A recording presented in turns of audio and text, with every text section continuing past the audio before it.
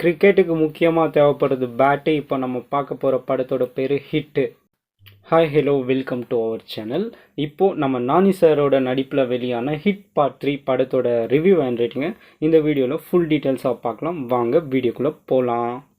இந்த படத்தில் நானி சார் தான் முக்கியமான ரோலில் ப்ளே பண்ணியிருக்காரு.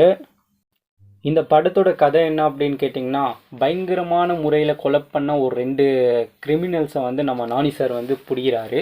பிடிச்சி என்ன பண்ணுறாரு அப்படின்னா, அவங்க யாரா எதுக்கடா கொலை பண்ணாங்க அப்படி இப்படின்னு துருவி தேங்காய் துருவுற மாதிரி துருவி விசாரிச்சு அப்படி இப்படின்னு ஒரு வழியாக அதோட ரீசனை கண்டுபிடிச்சிடுறாரு.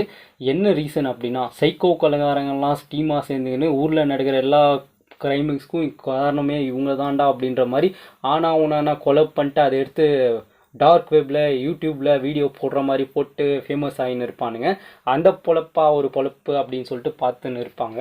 இதை கண்டுபிடிச்ச நானி சார் என்ன பண்ணுறாரு அப்படின்னா, இவங்க எல்லாரையும் கண்டுபிடிச்சி போட்டு தள்ளணுண்டா, இவங்களை கண்டிப்பாக நம்ம தண்டிக்கணுண்டா அப்படின்னு முடிவெடுத்து, இவர் அந்த வீடியோ எடுக்கிறவங்க யாருன்னு கண்டுபிடிக்க முடியாது. அதனால் வருஷத்துக்கு ஒரே ஒரு வாட்டி அவங்க எல்லாருமே ஒரே இடத்துல மீட் பண்ணுவாங்க.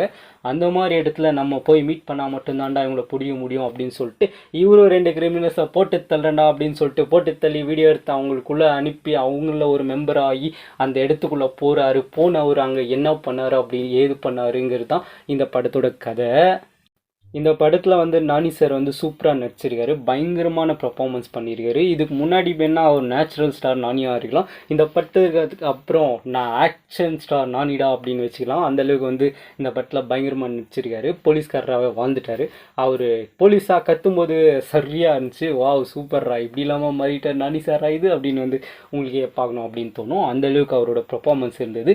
அது மட்டும் இல்லாமல் கிளைமேக்ஸை நீங்கள் பார்க்கணும். ஒரு சண்டை காட்சிகள் அதில் ரத்தம் தெரிகிற மாதிரி சீன்ஸ்லாம் 1-2 ஏக்கச்சக்கமாக வச்சுருக்காங்க.